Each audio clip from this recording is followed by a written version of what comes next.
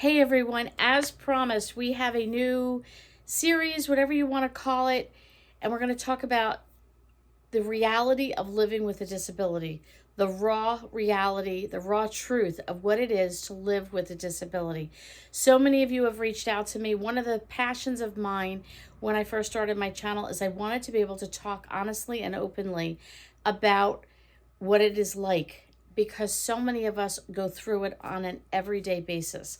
When I first started my channel, I looked out there, I looked for help. For years, I looked for help because I needed somebody I could relate to, somebody I could maybe not literally in face-to-face talk to, but listen to somebody talk through it to give me hope, to give me some direction, to make me feel like I'm not alone in this. And I could not find anything on YouTube that wasn't like the gory, gruesome side of a disability or the negative side, or people that were just, destitute themselves over a situation and didn't bring me any hope that I can get through this. So I just wanted to come on and share these things with you. I will continue to answer your questions and to try and touch on the topics that you all have asked me. I wrote down a bunch of items that many of you reached out to me and wanted to talk about. So I am not a person that has a degree in this. I am not a counselor. I will tell you that up front. What I am is an expert of 37 years of living with a disability full-time every day. And we have two disabilities in our home. So not only do I have my spouse, my husband, but I also have one of our kids that has a disability. So I have lived with it for a long time. I understand it. And I'm going to share my perspective of what it's like as a wife, a mother, and a caregiver, and a full-time working woman having to deal with this. On top of that, we'll be bringing my husband in for some of the chit-chats to get his side of it, his perspective, and our perspective together as a team, and how we've run our home and how we've gotten through many of these things. So some of the words that you all have given me, and we've added a couple to it. I'm going to give you 10 to start off with things we're going to be able to talk about. Fear, anxiety, loneliness, chaos, frustration, hopelessness, overwhelmed, confusion, different, and disappointment. The fear of the unknown, the fear of the trauma of what you go through, the fear of the everyday, the fear of the caregiver, the fear of the person that is actually in the disability, anxiety across the board, loneliness across the board, chaos across the board, frustration on every level, hopelessness, feeling like there's just no hope in any of this. Feeling completely overwhelmed all the time, 100% of the time. Total confusion all the time. Always feeling different. The caregiver feeling different, the family unit feeling different, and the individual who has the disability feeling different. Disappointment. Disappointment in what? Disappointment in everything. Disappointment in the fact that my spouse is not the normal that everybody else has. The disappointment for the person that is in the disability, feeling like they can't live up to the normal of what everybody else does. Disappointment in just the everydays. Disappointment in we can't do the normals of what everybody else does. Let me give you a little bit of a story so you can have something to relate to. So it's very easy to look at somebody that's on a camera and say, oh, I see 20 minutes of their life and their life looks perfect. They have the Christmas tree in the background and you think the surrounding areas here are absolutely perfect. Now, I'm not saying you might think that, but one can do that. I know myself, when I watch somebody on a video, I can look at their home and maybe just see this corner of their home and think their home is magnificent and it's wonderful and it's beautiful.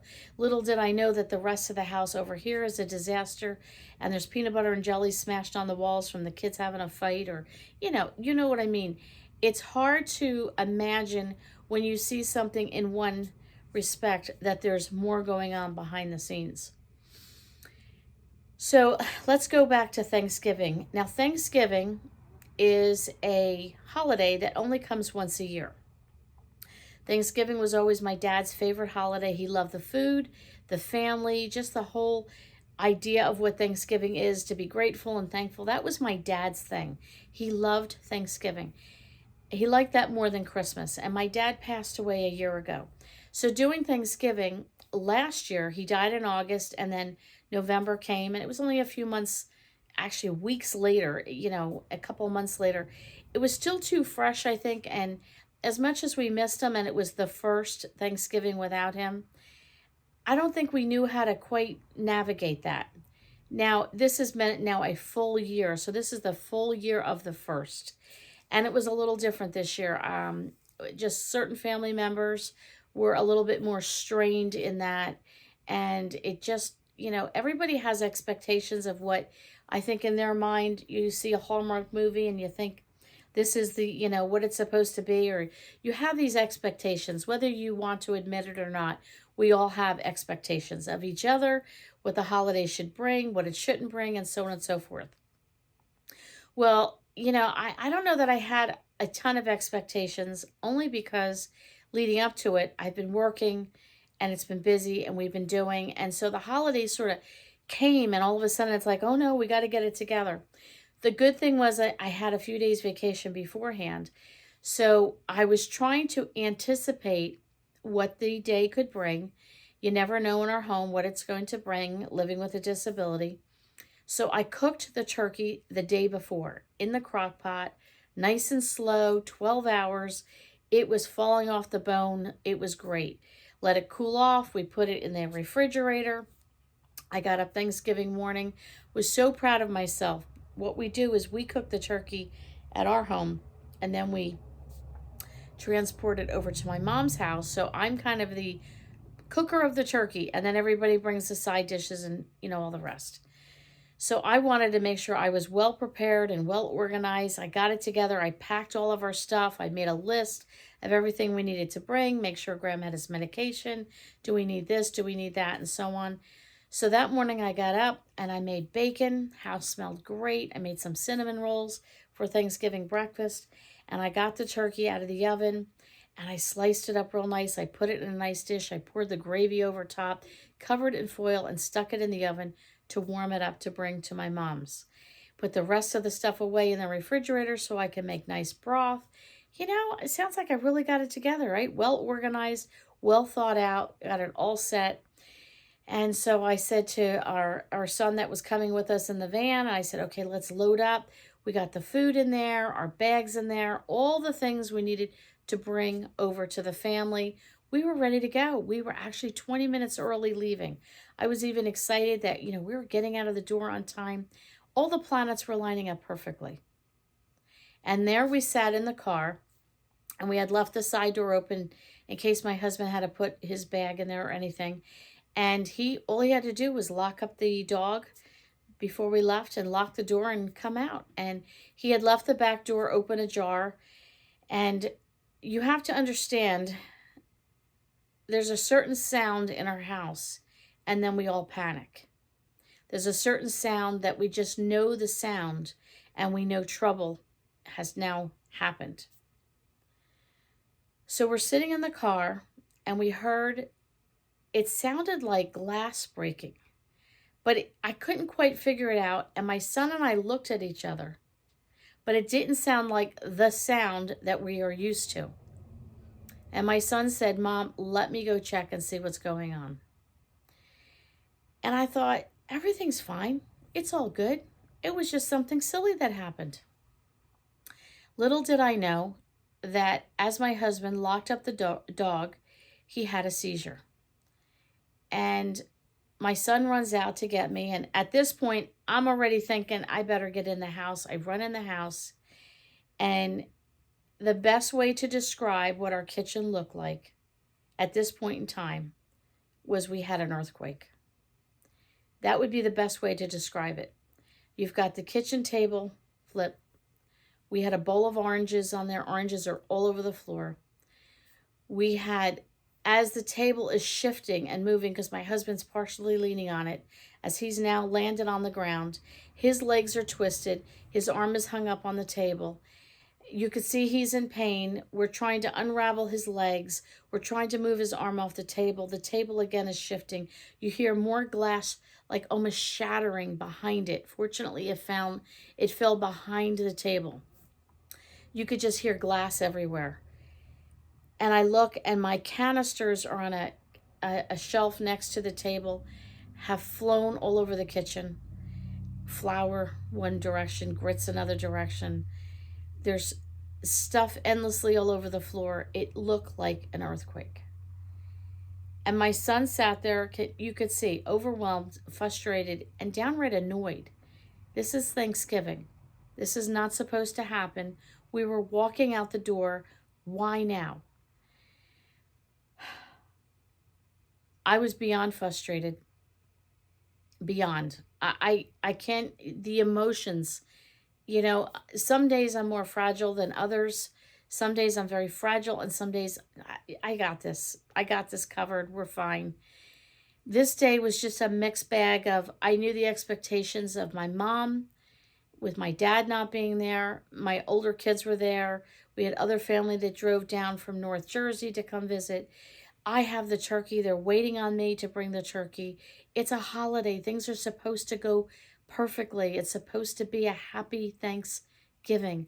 And we are sitting on the floor with glass shattered everywhere, food all over the floor, tables flipped, glass crackling in the background as it just continued to fall. It was just a mess. And in about 30 seconds to 60 seconds, what could go through your brain of fear and disappointment and frustration and chaos and anxiety and anger and hopelessness and annoyance, it's amazing what can flood your brain. I don't know where you are at with your disability, your spouse's or your kid's disability. I will tell you, I have people all the time say to me, but you don't understand. And no, I don't. I'm not here to tell you I understand what you're going through, because I don't. Every family is different. Every disability is different. And even within, you might have the same disability that we have, but your experiences are different. What you go through is completely different. But what I can tell you, there are similarities that we can relate to with each other. You can only imagine, if you haven't had that type of experience, what that would be like right before you're to deliver the turkey to your family. Like, you're going out for a happy Thanksgiving and your world has just crumbled in front of you. Well, as we do as the Wilsons, we just do what we have to do. And more of this will be coming on how we get through things and sort through things and all that. Don't think that this one video is going to wrap it all up. There's so much to chat about. But what we did is we got my husband up and we allowed him to just have a moment and freshen up and all that. And my son went out to the car. The dog was already locked up. I got my husband out to the car. We locked the house and we left the house as is. Glass everywhere, food everywhere, table flipped. We left it. If anybody decided to rob our house, I always joke, they would have already thought there was a robber here for the way it looked. They probably would have passed on by and said, oh, they already got everything. The house was a disaster. What do? We drive. My husband napped in the car on the way to my mom's. We get there. My daughter-in-law came running out of the house because I texted them that we would be late. And her and my son are there. What can we do? What can we carry? And I'm, passing all the things. Told my husband, go inside. Just, go settle down. Go inside. Our youngest son grabbed some stuff and he went in. And my daughter-in-law wrapped her arms around me and said, are you okay? And I said, oh, yeah, I'm fine. And then the tears and the flood. That release came, when somebody gives you that touch, you're almost like, don't touch me. So I said to her, okay, pinch the fingers. And she knew what I meant. We both pinched our fingers. That is something that I learned when I do public speaking a lot. And if you get choked up or you get emotional, you pinch your fingers tight. And it sort of get you regrouped and the tears can stop. So I'm pinching my fingers as I'm walking in the house, trying to wipe the tears, pinching, pinching, pinching, carry the turkey into the kitchen, got myself organized with that, walked in and greeted the family. Now, I don't know whether the family all knew what happened or not, but I did not want to put us in a situation of they all had to feel sorry for us, or they, you know, kind of dance around my husband because they don't know what to say or do because everybody's awkward. I didn't want that. We delivered the turkey. We just did our thing. We sat down and then we decided, you know what? Let's open in prayer. We gave thanks for the food. We dove into that turkey and all the rest and all the trimmings and just started talking about different things and catching up on family and who's doing what, where, and how. So we come home that night and we walked over the oranges and the glass and whatever was there. And we just sort of walked through it and got around it. We were exhausted. It was a long day. Who wants to clean up right now? None of us were in any shape or whatever, mentally, emotionally, or physically to do anything. That was it. We put on a Christmas movie, had a little snack, went to bed. That was the end of it. The next day I had to go to work. So the rule is, in situations where my husband has been actively having seizures, we decide that he needs to stay on the couch. So I made sure there was plenty of food in the fridge, you know, simple meals to make, all the rest, so I could go to work. He is basically banned to the couch so that I don't have to worry about him having another seizure and falling and so on and so forth. So needless to say, the earthquake that took place in our kitchen was left overnight through the next day until I could come home from work and start to clean it up. Now let's go back a little bit. We come home, have that nice Christmas movie, have a little snack. Husband took a nice long nap. Everything's great. We go upstairs to go to bed. And he was over on this side of the bed by his one dresser getting his pills. Took his pills, and we have a king-size bed. So it's a bit of a long walk around the bed. So he gets around the bed over to his side of the bed. I'm on my side of bed. King-size bed, there's a big difference. And he's talking to me about something, and all of a sudden I see him go into a seizure. And at that moment, I knew I could not walk around quickly enough and try and catch him before he fell and hurt himself. So I had to dive over the bed. My phone flew, the blankets go. I dove over the bed and I grabbed his shirt, the back of his shirt, as tight as I could and tried to gently pull him toward me to get him on the bed. And we have a foam mattress, so as he's getting on the bed, he's basically sliding off of the bed. I have him, he hits the nightstand, not hard, but, you know, fell against the nightstand, which fell against a dresser. Again, crash landing, both things go flying. My husband's colognes and all his stuff and gadgets on the dresser and the nightstand go flying across the room. And it was just the sounds of the house. Our son yells up, "Is everything okay?" I said, "Dad is fine, but can you help me?" So he came and stood everything up. Stuff's everywhere. Change, this, that, the next thing. We left it. We went to bed. That was it. The next morning, my husband had to borrow my cell phone to call his cell phone because his cell phone flew across the room. And he couldn't find where the phone landed. So again, I have to go to work. My kitchen already looks like an earthquake happened. Glass and food and furniture all over the floor. Now my bedroom looks the same. And I have to go to work. And I come home from work, and it was a big day. We had a big check-in. We had a conference. Lots of people there, lots of activity. Phones were crazy. I didn't have a relaxing day at work, and I had to come home, and I had to cook food and feed the family and make a meal. And I had to get things organized for the next day that I had to go to work.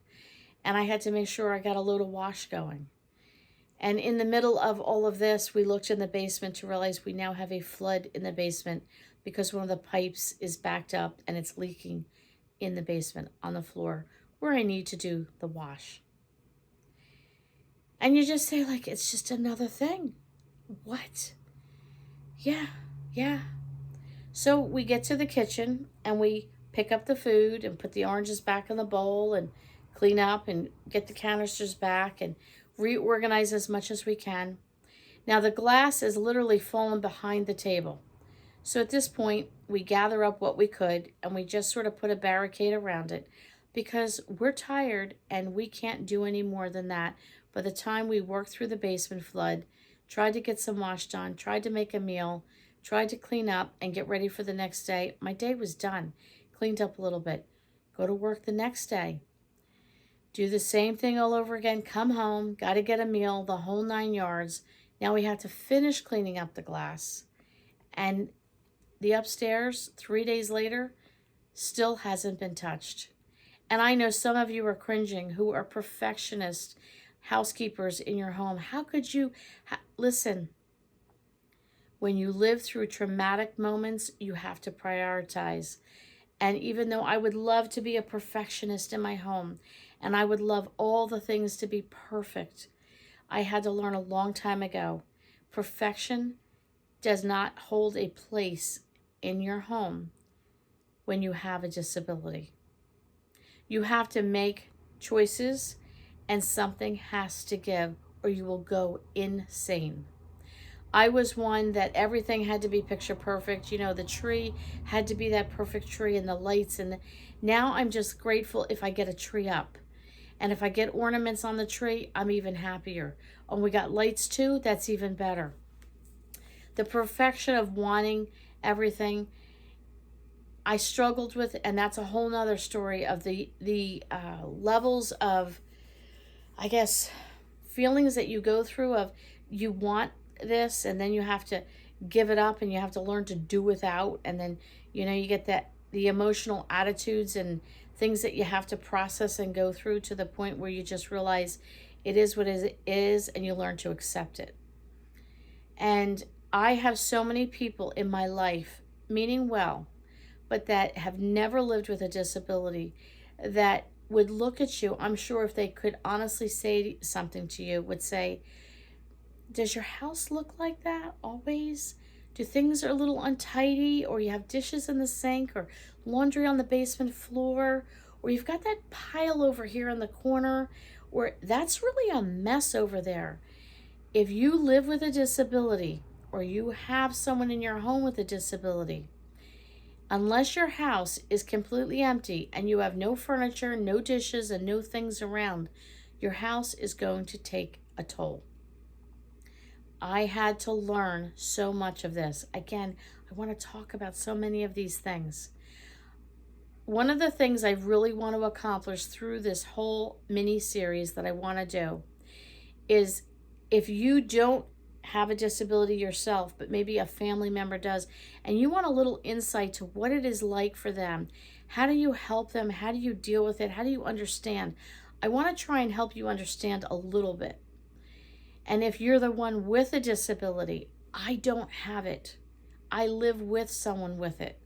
But I want you to also know that there is hope on the other side. There's always a silver lining.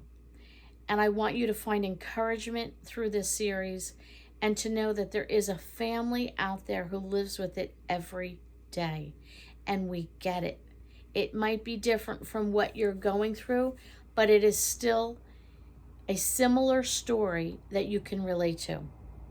I want to talk to you and help you understand from a caregiver's perspective. I get it. If you were the caregiver, I get it. The disappointment, the anger, and the hurt, and the frustration of my Thanksgiving felt like it was ruined. Completely ruined. Who ruined it? Was it the disability or was it the person? We're going to talk about how to separate the two. I had to process my Thanksgiving was just ruined. Look at my kitchen. I now have no time to clean my kitchen for 48 hours. Food's on the floor, glass is broken. And some of you, again, are cringing to think, you left that? Yes, I left that. I had to take care of my husband and his needs. The glass and the food on the floor Nobody was in danger. The glass was over on the other side. Nobody was near it. Nobody could even walk through it unless you move the table. But the priority was not that. It was my husband's needs needed to be met. I get it. We've got so many things to talk about, to wrap our head around. How do you get through this? How do you not get overwhelmed? How do you not want to give up on life? How many of you have been at that point where you've just had enough and you're ready to give up? I get that as well. So stay tuned for some more videos up and coming, dealing with the fear and the emotions and the anxiety. How do you raise kids in this? How do you work full time and leave that loved one at home with a disability? How do you take care of that person with a disability? How do you feel, and how do you sort, and how do you prioritize, and all the rest? We have so much to talk about. So come back again for the next series in this video series. Thank you so much. If you want to see the rest of my videos, I have plenty of other videos on other topics on just running a home and making a house a home and everyday living aspects of it. That is on my nighttime evening videos. Please check that out as well. Thanks for coming over to At Home with Lynn Wilson, and we will catch you all on the next series on this topic on the next video. Thanks so much.